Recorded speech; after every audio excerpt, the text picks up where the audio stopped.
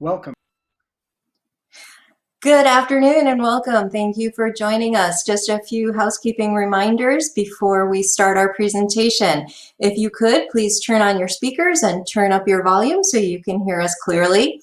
If you haven't already, please begin interacting with other attendees in the chat tab, and you can use the questions tab to submit questions to us, and we'll be answering as many of those as we can after the presentation. Thank you very much. Welcome, wherever you are in the world and whenever it is that you are watching this presentation. I'm Randy Bass, and I'm joined by partners Bret, Eynon and Laura Gambino. This is a presentation on the new Learning Compact, a new approach to continuous learning. The purpose of this presentation is to offer a broad strategy for campuses that we hope will help them in three significant ways.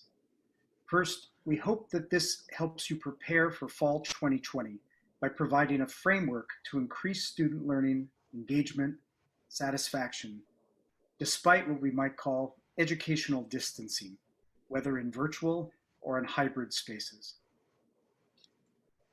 Second, we offer this framework in such a way specifically to help campuses leverage their COVID adaptation into continuous organizational learning.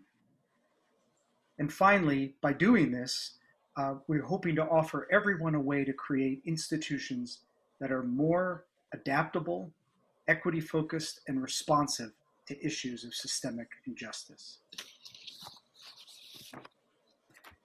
This work is grounded in the absolutely foundational and too often neglected idea that the quality of teaching and learning matters. This has become especially clear to everyone in the last 6 months. The COVID-19 pandemic has made it clear that active learning pedagogies and pedagogies that privilege community and connection are key to effective student engagement in educationally distant settings. The COVID crisis, and now especially the national events that have unfolded over the summer, have also highlighted how inclusive pedagogies are key to success for all students and help close the equity gap. So this is a critical moment when institutions must support educators to adapt their practice and to rise to this challenge. It's also a premise of this presentation that we think that the current moment demands more than just scrambling to survive fall 2020. The current moment requires our campuses to become what we call adaptive learning organizations. A college or university is an adaptive learning organization when it builds on existing strengths, it draws on evidence, best practices, and data, it engages all voices, including the voices of students, and it smartly leverages its financial and human resources in order to respond most effectively to an uncertain and fast-changing world. We all know that we need to be focused on this moment and the incredible and unprecedented complexities of the fall. We're outlining here a framework that is intended to leverage our COVID adaptation into continuous organizational learning, and in doing so, ultimately create institutions that are more adaptable, equity-focused, and responsive to systemic injustice. What Randy just described is a big but critically necessary challenge. It requires doing things differently. It requires a continual focus on learning, not just student learning, but learning for all educators, what the field is now referring to as professional learning, broadening the traditional notion of faculty development to include all campus educators, engaging them in collaborative, practice-focused learning and change, strategically putting professional learning at the center of student success and institutional transformation in a way that aligns with the mission and purposes of each individual institution. When institutions begin to integrate this type of professional learning into their culture, they're better positioned to address both the immediate needs of the moment, preparing for new and uncertain learning modalities in the fall and beyond, and responding to issues of equity, diversity, and inclusivity. They're also strategically positioning themselves to build capacity for long-term institutional learning that can improve student success for all students. So these are lofty goals. How do we do this? How do we as institutions develop high-impact professional learning strategies that can transform our teaching and learning practices and develop a true learning culture? It's not as simple as saying we're going to create a center for teaching or learning, or we're going to fund a faculty and give them some release time to lead faculty development. It really requires doing it well. And doing it well requires a framework to implement high impact professional learning practice. So with the help of some leading educational developers, such as Mary Dean Sorcinelli, Peter Felton, and Isis Artevega, and guided by educational research, we've created the New Learning Compact, a framework for professional learning and educational change. The framework has a number of pieces to it. The preface provides a background outlining some of the need and evidence that guided the development of the principles. It includes a set of core values, 6 values that we believe should shape an educational strategy. Those values include things like being learning-centered, being inclusive and equity-focused, and professional learning should be personally empowering. The framework also includes a set of principles and 4 scales of engagement. And this is one of the distinctive features of the New Learning Compact, is that it looks beyond the individual educator development and looks at the community, institutional, and ecosystem levels, as Bret will talk about in a minute. At each level, there's a set of inquiry questions, and there's a set of integration strategies. And lastly, there's a set of activity cards that you can use to engage stakeholders on your campus as you design a long-term professional learning strategy.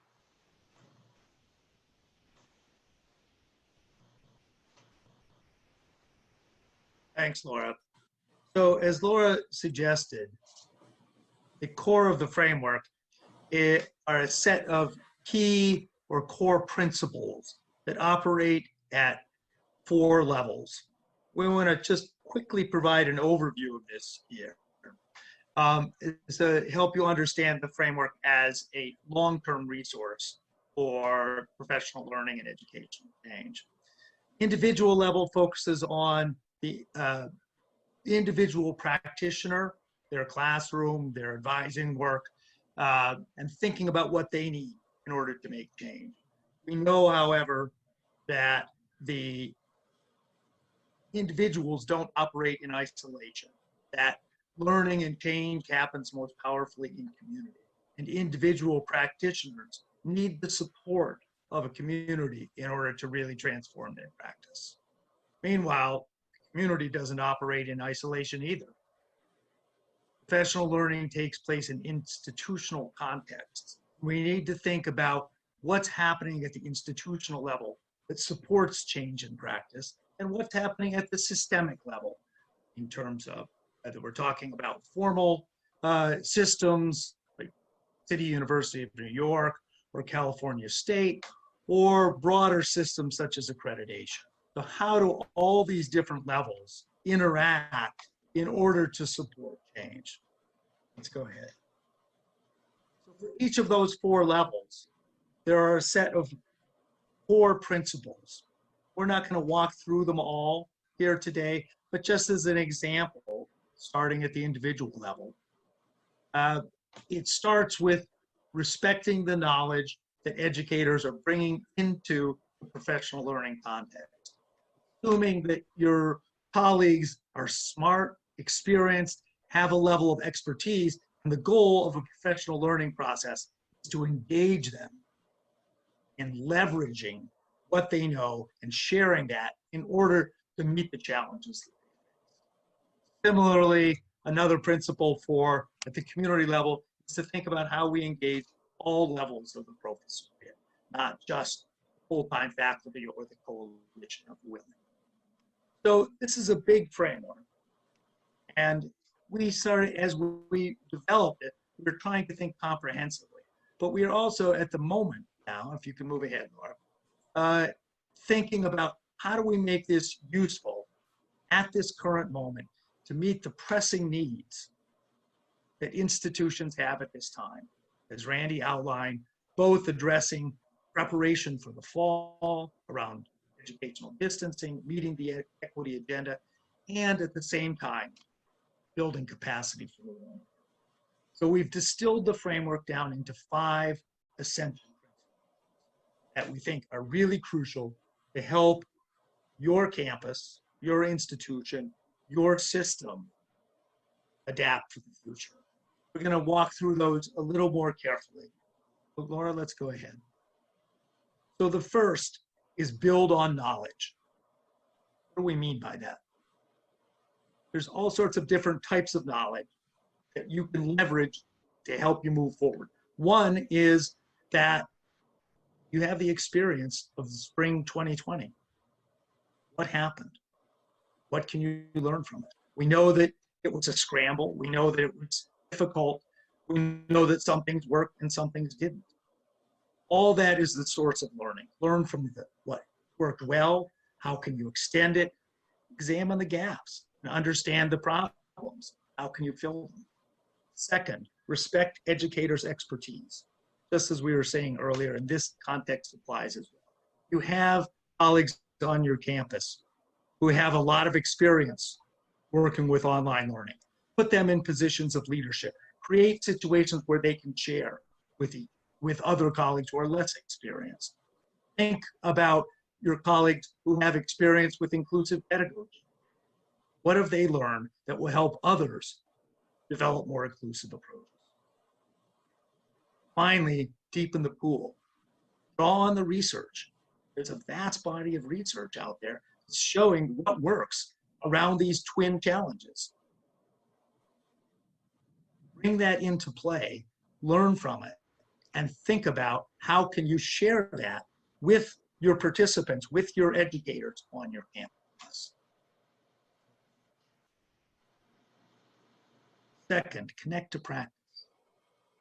While research and theory are invaluable, they're only valuable if we apply it to actual classroom and other kinds of learning contexts. We need to create opportunities for our educators to think about those practices, those evidence-based practices, and think about how do I apply that in my biology course? How do I apply that in my accounting course, my philosophy course? How do I apply that in my advising text? Secondly, not only do we need to help our colleagues create opportunities to implement, plan and prepare and design, we also need to encourage them and support them in becoming what we could call classroom researchers. Of course, moving beyond the classroom in many ways right now.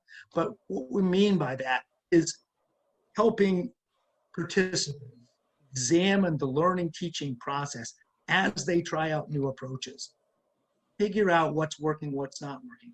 Harvest that learning, bring it back to the rest of the community and to the institution. In order to do that, you need to design for sustained engagement. If you're only meeting in the summer to help people plan and prepare, you won't have the opportunity for reflection and harvesting that is so crucial to the long-term capacity. And the third principle is what we're calling bridge boundaries. Thinking about ways to engage all campus educators at our institution. So when we first think of that, of course, we turn to faculty. And as Bret was talking about earlier, how can we engage all sectors of the professoriate, our full-time faculty and our adjunct faculty? And as we think about our full-time and adjunct faculty, how do we engage our early and new faculty, our mid-career faculty, and our senior faculty, and the different expertises and knowledge that each of those groups bring? And in our larger organizations, let's not forget about our graduate assistants and teaching assistants who spend a substantial amount of time working directly with our students. How do we engage them in the professional learning process at this moment? We also need to think beyond the classroom. How do we involve student affairs, our advisors, our counselors, our res life staff? When we want to think about the of creating equitable learning opportunities, these folks are essential to kind of leveling the playing field and making sure all of our students have the tools they need to be successful at our institutions. Third, how can we learn from and with students? Let's think about our students as partners in this moment. Let's bring their voice to the table, and their voice beyond just the traditional campus evaluations or student surveys. Let's think about what we can learn from them and improving our learning and teaching practices, because they bring knowledge and experience to the table as well. And lastly, let's engage with our partners in institutional research, and let's see them as partners. If we're going to address the equity, diversity, and inclusion issues at our campuses head on, we need to be examining data. We need to be disaggregating data, and we need our IR folks to help us both get that data to the table and engage in conversation with what we're seeing in that to help better understand the student learning experience. The fourth principle, as Bret was saying earlier, all of this doesn't happen in isolation. We need to build opportunities for educators to engage together in community. So we encourage you to find ways to create supportive professional learning communities where faculty and staff and folks from different departments and different disciplines and different areas of campus can come together to support each other in learning at this very important moment. And when we do that, we want to support and create a culture of risk-taking, making it okay to try new things, making it okay to not be successful when we try those new things, and to talk about what we learned from those experiences. And to do that, we need to build trust. In order to have these difficult, courageous conversations around equity, diversity, and inclusion, around what's working and what's not, as we make the shift to remote and distance and online learning, we need to have a culture of trust and openness, that it's okay to talk about what we're seeing, what we're learning, what's working, and what's not.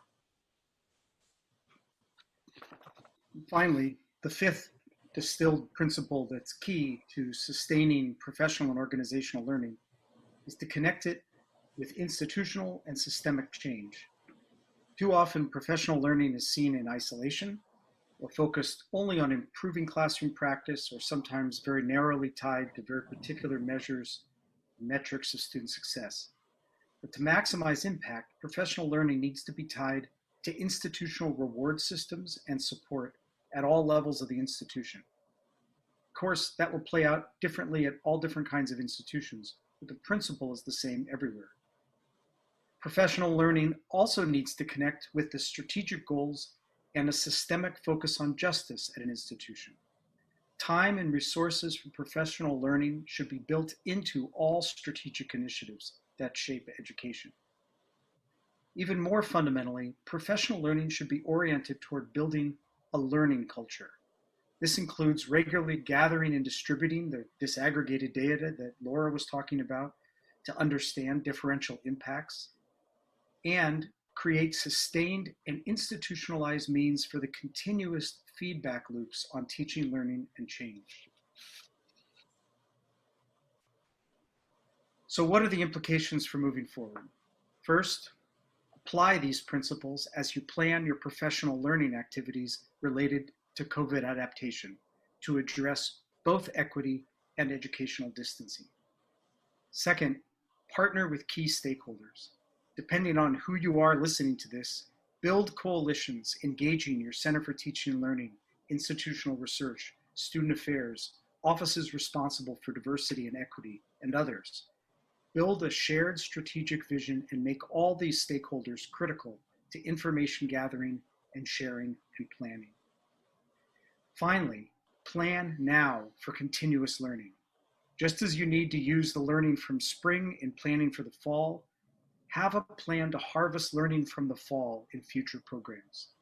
This includes building and sustaining professional learning communities as you prepare for a future of ongoing learning and change. We want to thank you for watching. We look forward to interacting with you either through the Q&A to follow the live presentation or through the contact information below. On behalf of my colleagues, thank you, good luck, and be safe.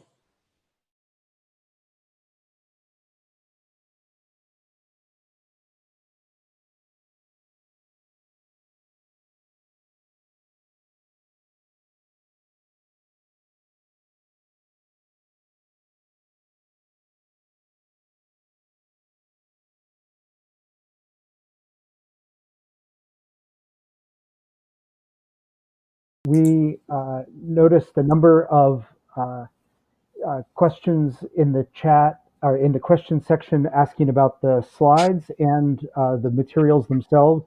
And we're working to upload the slides into the handouts. We'll make sure that they get there, and we'll also make sure that the link to the framework, the entire framework, is available online. And it went by, but it went by quickly. But we'll make sure that the link to the framework is also put up into the resources section. So we will take care of that and be responsive to those questions. So we have many questions that have also come in, and I was going to start with one and throw it out to my colleagues. One is that came in that said, from Ruth Ware, said, President Crow talked in the keynote to about managing pushback and creating change. What's been our experience in addressing challenges with faculty that can't keep up with the online format? And maybe I'll reframe that as something that all three of us can talk about, but I'll toss to my colleagues first, about the ways in which this particular approach to professional learning, I think, is intended to try to take a whole variety of strategies that help manage pushback, that's very much behind a lot of the thinking in the framework. So why don't I just toss that and we can all answer that. So maybe I can go next with that. I think that's a great question. And I think one of the things we all know is that there's no one size fits all solution for institutions, right? We have a wide range of institutions in this country that have a wide range of funding and resources and strategic plans and all of that. So the idea behind the framework is that it is flexible and adaptable based on what's going on at an institution. So in thinking about what's going on and what are the reasons why there's faculty pushback, the framework can help you explore what some of those challenges are, and think about then how you can leverage your strengths to respond to that pushback and to help your faculty be better prepared for the fall and beyond. I think another piece to add to that, I agree with that. I think another piece to add is envisioning this process as a community process, that faculty as a whole are contributing both their expertise and their questions and are helping each other. And that the more that that's established, that it is not so much here the administration or the expert has the answer, but rather we as a faculty are working together to figure this out. And if you're having a challenge, great, let's talk about it. And somebody is going to be able to help you. That as you shift from that more of a directive approach to an engagement and collective inquiry and problem solving approach, that starts to overcome all sorts of resistance.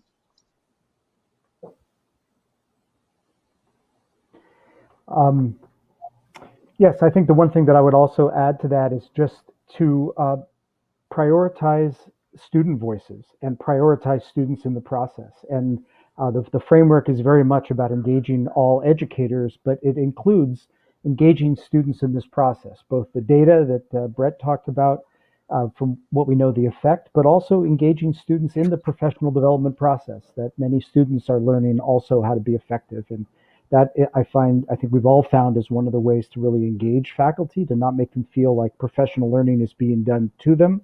It's being done with them, but then also in the company of students and in behalf of students. There was another question that's just sort of a factual question, which I'll just answer, and hopefully it won't need to be corrected, but my colleagues can add to this, and that's just how new is the framework. The framework really was completed sort of midway to late in 2019, and we started to test it with a whole variety of different communities throughout the fall of 2019 and into early 2020. So it's quite a new framework, and it's very much just something that we're starting to engage with campuses and communities around. And can I just add, and that is all correct, so good job there. But I think it's also built on a lot of research and work that has been done by professional development and professional professional learning educators for a considerable amount of time. So it's very much an evidence-based framework built on that prior work that's just kind of put together in this new way.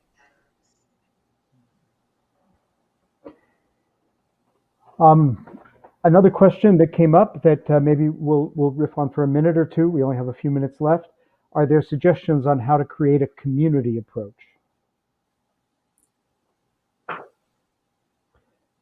Laura, do you want to take that? I thought you were going to take it. Sure. Sure. I mean, I think that's one of the great things about the framework is so much when we think about professional development and faculty development, we focus only on the kind of individual instructor, educator in their individual classes. And what we've done with the framework is think beyond, like that's important, don't get us wrong, but thinking beyond that. So one level of the framework or scale of engagement is community. So we provide some strategies that institutions can use to engage all faculty and all educators in different types of communities together, because the way to respond to a situation such as this is not to kind of retreat and work just in isolation and think about my course, but to think about ways we can build community among our faculty, among our educators at an institution to help them learn together how to better improve student learning and success. Well, another piece that I would add to that is the importance of creating an environment where your participants can talk about the hard stuff, where they don't just have to show off, here's the great thing I did. That's great that we all want to hear about success stories, but we also want to hear about challenges and talk those through and not feel that you're exposing yourself if you talk about hard stuff. That starts to build trust, and trust is essential to the process of growth.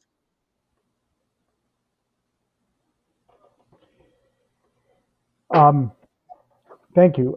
That is actually, I think, related to another question that came up, which was how do you engage adjuncts in this work? And I think that one of the most important things to say is that really in many ways, the whole framework came from at the beginning of the process in which we started working with the folks from Every Learner Everywhere, where we were collaborating with them on producing the framework, where the question posed was, can we get a professional learning framework that is actually tuned or aligned with this moment in higher education, with one that is really a 21st century professional learning framework, by which we understood that to mean two very important things. One, that we're talking about a higher ed workforce that has lots of adjunct and contingent faculty, especially in the United States at open access and broad access institutions, true globally as well, and that also it included an increasingly diverse student body. And so the framework is really very much meant to reach out to all kinds of faculty within an institution. I don't know if Bret or Laura, you want to add anything to that question about the engagement of adjuncts and other kinds of the broad range of faculty. I'll say very quickly, if I can, that key to any of the faculty engagement is building support into the reward structure. That's different for part-time faculty than it is for full-time faculty. There are strategies that have been developed that are very effective for recognizing effective engagement on the part of part-time faculty that gives them a real motivation and a real incentive. That, together with creating special structures that make it easier to engage, I think together can make a real difference in supporting your part-time faculty as well as your full-time faculty. Well, I think we're up against our time. We very much are eager to continue to engaging with anyone who would like to write us. Again, we'll put in the handouts the slides that'll have our contact email, and I'm hoping that we have the link to the actual New Learning Compact itself in the email. But we are very happy to follow up. Okay, we're very happy to follow up with anyone. We had many questions that we weren't able to get to, but thank you all so much for coming to the session. Yeah, thank you. Enjoy the rest of the conference. Yeah, bye-bye.